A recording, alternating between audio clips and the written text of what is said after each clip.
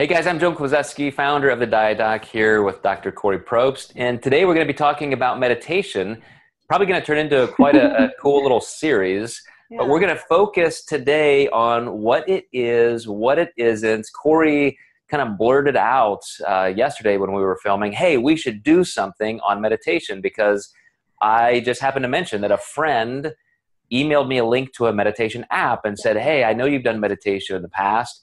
Why don't you do this with me? And my initial response was no. But then I thought, I really, this would be good. I know I need to make it a stronger part of what I'm doing regularly. And now I've got somebody who wants to be an accountability partner. So Yeah. Corey's going to tell us all about her much greater experience with meditation. Well, I don't know if it's much greater, Joe. I mean, I've been meditating for about 4 years now, actually. And there have been periods where it may happen once or twice a week, and then really good, nice, consistent strings of meditation. But about 4 years. And it was probably about 10 years before that where I was really just digging into the research and wanting to understand what it was, and what it was useful for, and the changes that can occur as a result of a real consistent meditation practice. But I do think that there are a lot of misconceptions about meditation, and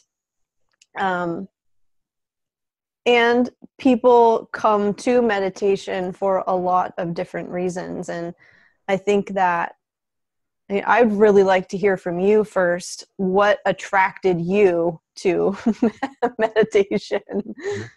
But I think you'll find it to be pretty normal for my personality, in that I was attracted to it because of the neuroplasticity, neurogenesis, all of the promises of just having better integration of your brain. Mm-hmm. But what the final impetus was that pulled me in was anxiety. I was in a place in my life where I would frequently not be able to sleep, or I would wake up and not be able to go back to sleep, and just thoughts of the things I was working through would Mm-hmm. sometimes create such an adrenaline rush. I could physically feel Mm-hmm. and hear Mm-hmm. my adrenal glands. Just, it was almost like getting punched in the kidneys, and I would feel that boom. It was like getting an epinephrine shot in your heart. Yeah. And I just knew at that point, It's okay, now I'm done intense. sleeping. I might as well get up and go to work at 2 a.m. because I'm done.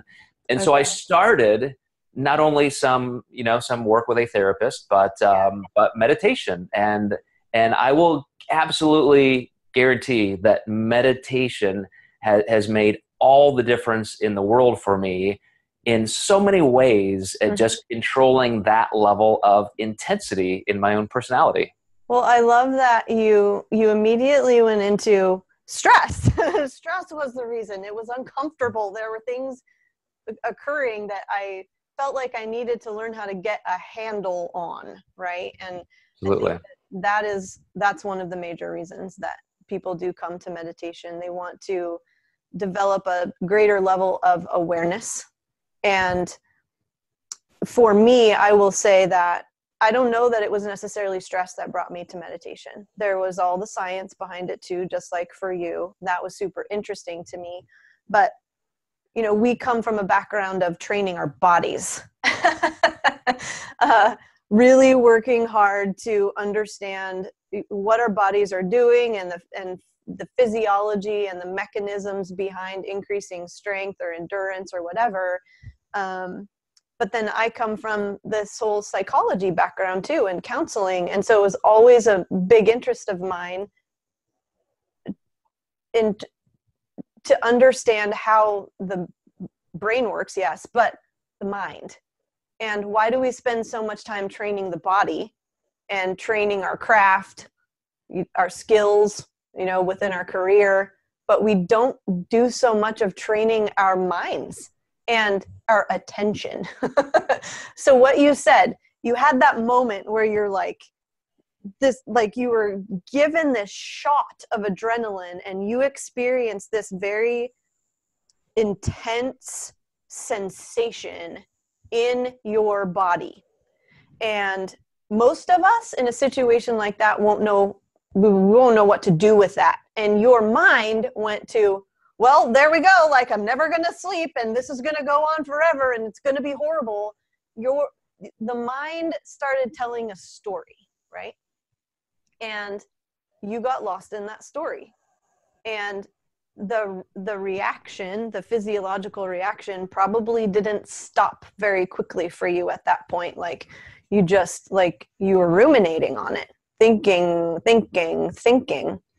And meditation it's awesome for these sorts of, I don't know if I should call them problems or issues, circumstances. Because what we learn to do is to substitute another object of attention within our minds.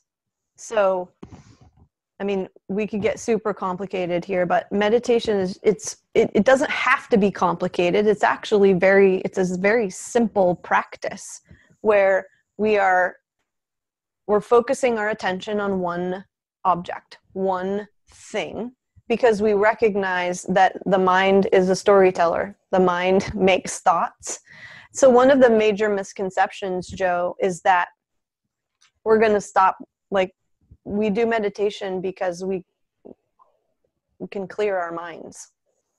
Like, the mind won't make thoughts anymore. You know, when you think of, did you go into it with that sort of a goal? Like, clear our mind. The thing that kept me away from it was just the time involvement. And that's, of course, for somebody who's dealing with any type of anxiety, that's the last thing you want to do. You want to focus on do. Yeah. But, I will say, because I was almost going to argue that point a little bit, but you're exactly right that, especially for the type of meditation that drew me in, it's not just, hey, focus on your breath, just breathe, just do nothing. You even gave me advice to do compassion-based meditation where I can focus on the object of compassion, somebody, something, and it gave me something. And then I got into more mental imagery as the method of my meditation. Mm-hmm. And, to your point about adrenaline, for me, the best way to describe it, if somebody's dealing with stress, anxiety, or just, hyper emotionality, it's using your mind to control your brain, if we can separate those, to avoid getting to that point. Because for me, once that adrenaline was released, there was nothing about my mind or rumination or, catastrophizing. That's just adrenaline. That's just how epinephrine in your body works. I had to stop before I got to that point.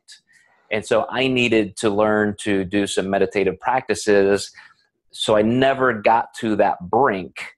And then from that neuroplasticity perspective, now I don't ever even go close to that. Like, I keep in a lane psychologically, mentally over here, mm-hmm. that just never ever lets me get to that point, because I know to avoid those triggers. Yeah. So let me give you a couple of examples of how this makes sense to me. Just real practical examples, something that happened last night. So Ben and I are eating dinner, right? And these are the thoughts that are going on in my head.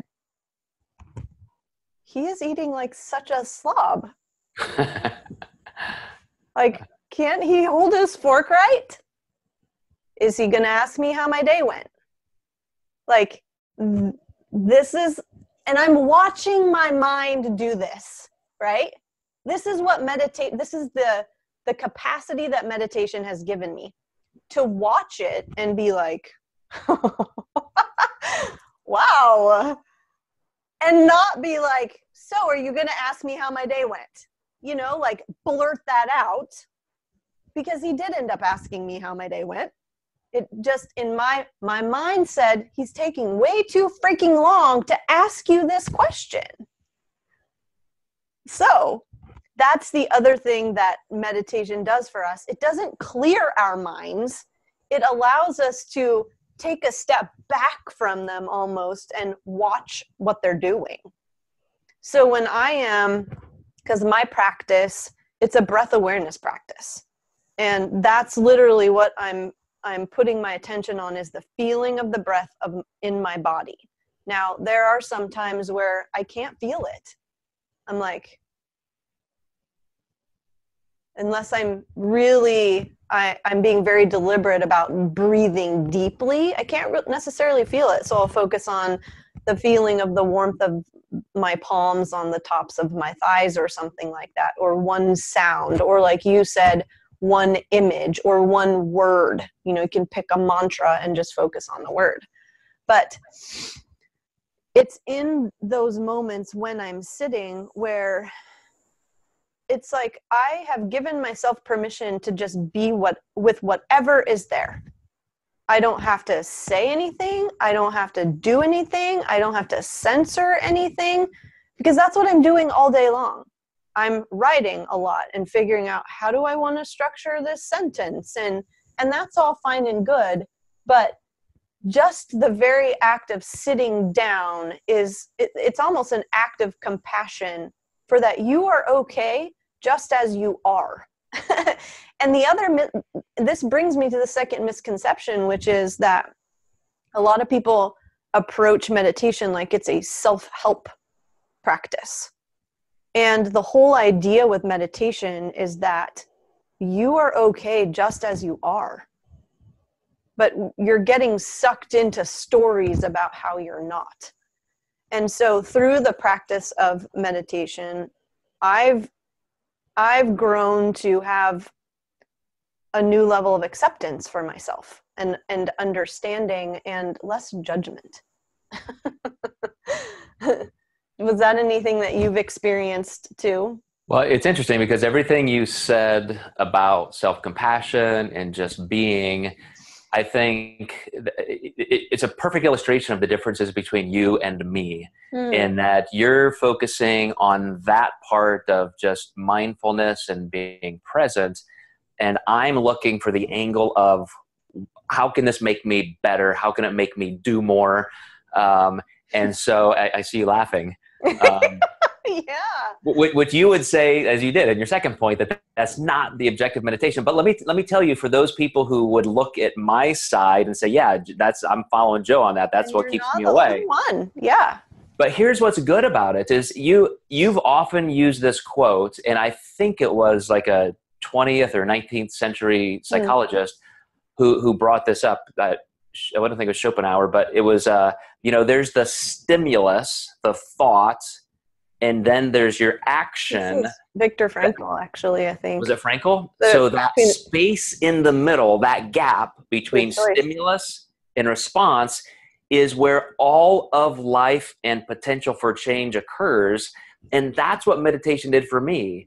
It made it so if I felt like I was getting into a place, it's not just anxiousness. It could be any type of stress or negativity or just a bad thought or anything that's reactionary. Yeah. The skill of meditation enabled me to practice managing that gap. So I can instantly now, almost like the Matrix, I can protract that space between, okay, I'm having this thought, this feeling, and instantly a cascade of possibilities come to me instead of my initial reaction I might have had 5 years ago. Yeah. So now I can be more gracious to somebody. I can be happier. I can be more content. I can be easier on myself. All of these things are now possibilities to me that I just never had before I took the time to start meditating. Well, it sounds to me like we're saying the same thing, just in different ways, actually. We have both learned to have a healthy level of distance or non-attachment from the thought, from the emotion, so that we can perceive that there are other choices and other possibilities to be had.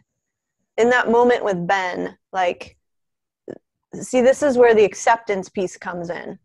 I've noticed that, what are those thoughts even about? I mean, I don't need to question them. The actual practice of meditation is me just being like, oh, that's interesting. Thinking, okay, let it go, release it. And gently, not like never think about that again. It's a meditation. The practice of meditation is very gentle. It's precise, and it's tender. But what I've noticed too about myself is that I can easily mistake my own vulnerability as his weakness. If I'm getting lost in a story, it's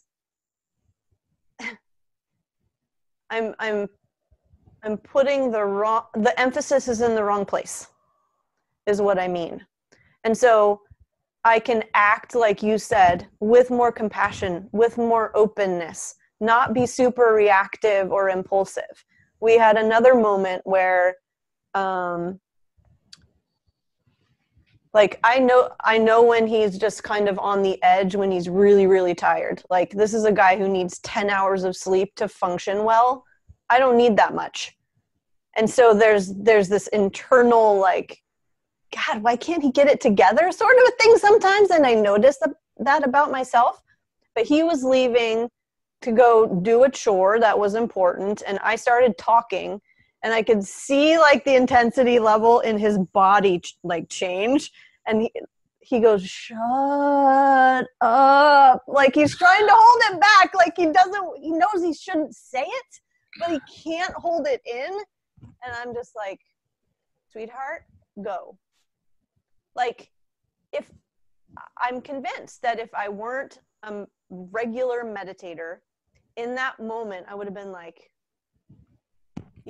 finger F you, like, get out of here. I can't believe you just said that to me. Like, he's freaking tired. Okay. Yeah. We're human. Their meditation has given me the ability to be like, we make mistakes. So what I'm looking forward to, Corey, is we get into several of these discussions on meditation is some of those practices, because my way of meditating was very utilitarian and still kind of is. Okay. Mm-hmm. And I know it'll be different than yours, but there are all kinds of different types. So It's going to be a really cool series. I'm really glad you wanted to do this. Yeah, it'll be fun. And I'm looking forward to actually taking people through a guided meditation at one point so they can just see what I've learned and the type of practice that I do. We can get into also, what does the research show about the changes that occur in our bodies and in our brains as a result of meditation. And so, yeah, it'll be fun. Excellent. Well, thanks for the introduction, and I'm looking forward to the next several episodes. Me too. Thank you. All right, guys, thanks for watching and listening, and we'll catch you next time. And like Corey said, some of it's going to be you meditating. So make sure when we get to that one, we'll announce ahead of time, you have a place. You're not just driving, but you're a place where you can at least re-watch that one. So take care, guys, and we will catch you next time. Thank you.